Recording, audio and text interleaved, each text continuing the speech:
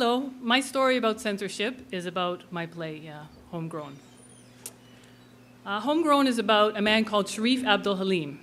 He was charged with and later convicted of being a homegrown terrorist in Toronto for conspiring to set off a large bomb in downtown Toronto. I came to his story in a very backhanded way. My ex-husband Peter had been Sharif's high school teacher some years earlier, and Peter had been in to visit Sharif. He told me I could go into the prison as well and visit him if I wanted to. I didn't think there would be much in Sharif's story that I would be able to use as a playwright because he hadn't gone to trial yet. But I thought, great opportunity to see what the inside of a prison is like. I hoped I wouldn't have another opportunity that was closer to home. So I went in and visited him. And when I met him, he told me things that really surprised me. I don't consider myself naive about the legal system. I'm a graduate of Osgoode Hall Law School. That should qualify me for something, right? If only that. But Sharif told me that he'd been in solitary confinement for over a year. I didn't think that was legal in Canada. And he told me that he couldn't get access to the evidence against him because some of it was being withheld for national security reasons. That I knew about. And he told me that a former friend of his had been turned into a CSIS informant and had been paid $4 million to wear a wire and catch him saying incriminating things on tape. So I thought, this is kind of interesting. I started to research his case. I went to some of his pretrial court dates, and I started to write a play about that whole experience. And that play is Homegrown.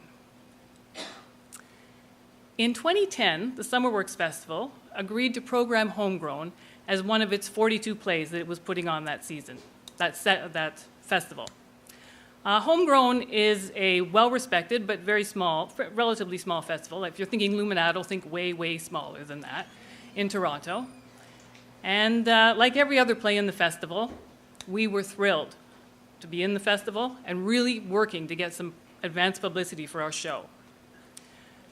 So I sent out press releases far and wide, but the only group that got back to us was the Toronto Star.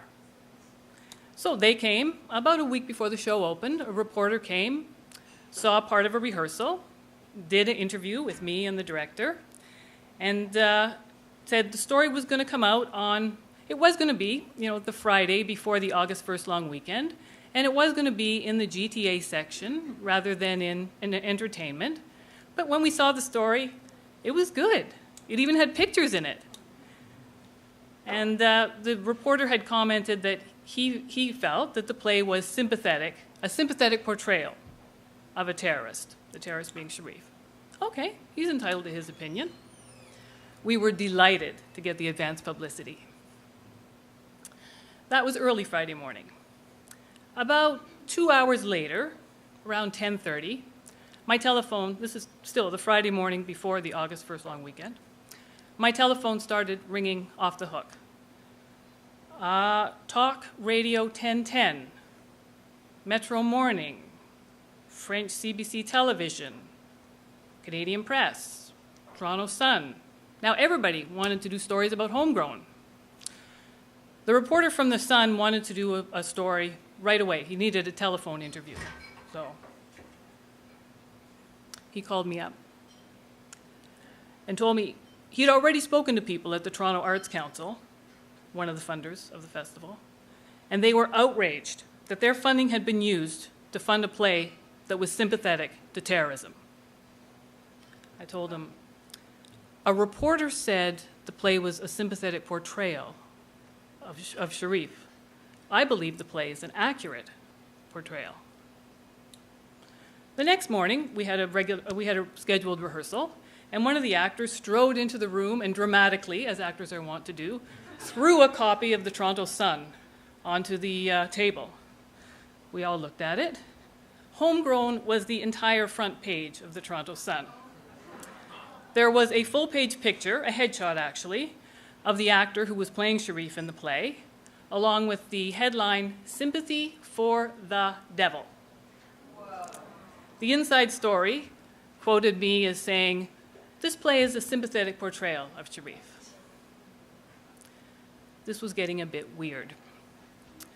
At the very least, I was concerned that I'd been misquoted. So I talked to the SummerWorks, the festival PR people, and the woman said to me, "Don't worry about it. You know what they say, there's no such thing as bad publicity."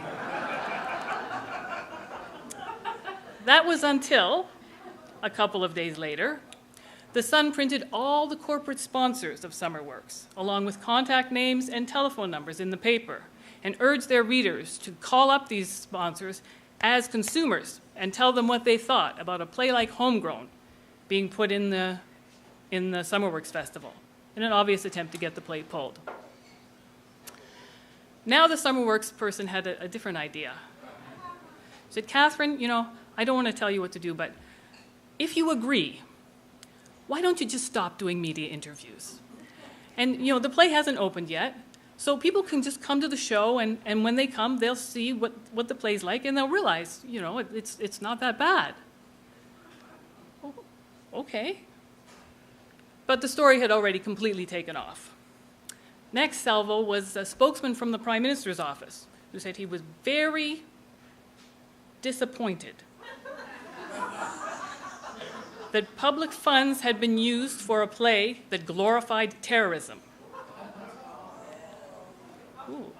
Not to be outdone, the Canadian Taxpayers Association called it a terrorist love-in. So the play went from being what I thought was accurate, hey, I only spent 2 years researching it, to a glorification, it went from accurate to sympathy to glorification to terrorist love-in. And still the play hadn't opened, and nobody had seen it.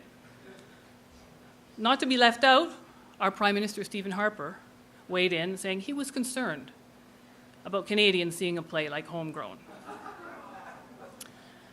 So there was a huge firestorm of press, and of course the online versions of articles have opportunities for people to make comments back to them. There were hundreds of comments coming in on articles about Homegrown, and I started reading them. In a few I was called treasonous. One person suggested that for my sins or crimes, I'm not sure which, I should be stripped of all my assets and exiled to the Gaza Strip for the rest of my life, which would actually presumably be short because the Gaza Strip was under attack at that time. But some of the comments were more overtly threatening, and I was afraid for my safety. So I had to stop reading because I didn't want to be afraid to stay in my own home at night. And I also started to really regret that I had written a play that put myself out there, because I'm a character in the play, and was being sort of besieged by comments, anonymous comments, from people who could not have seen the play because it still hadn't opened. So on opening night, the theater was in chaos. The show was sold out. Some of the actors were afraid that audience members were going to leap onto the stage and attack them. That was the state of the media. But nonetheless, the actors put on a fabulous show. They were all consummate professionals, and the show went off very well. After it finished, audience members sat in the audience, or I saw them outside in groups on the street, talking and arguing about the different points of view that have been raised in the play. It was exactly what I had hoped for, and I was thrilled.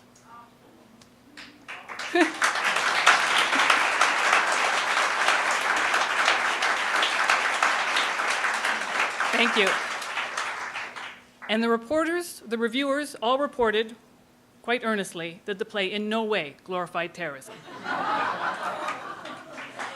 So the show did go on, and that's the story of how Homegrown didn't succumb to censorship. But there is a short postscript to this story, which is that the SummerWorks Festival, the following year, found out 4 years before it was to open that it had lost its federal funding.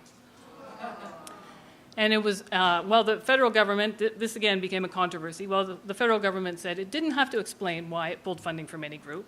Many people thought that it had been because the festival had programmed Homegrown the year before. And it was only through the very creative fundraising attempts of theater artists across the country, which included a series of readings of Homegrown, that the funding shortfall was made up, and the SummerWorks Festival happened in 2011. So if you're interested in the play, I brought a few copies with me. Thank you.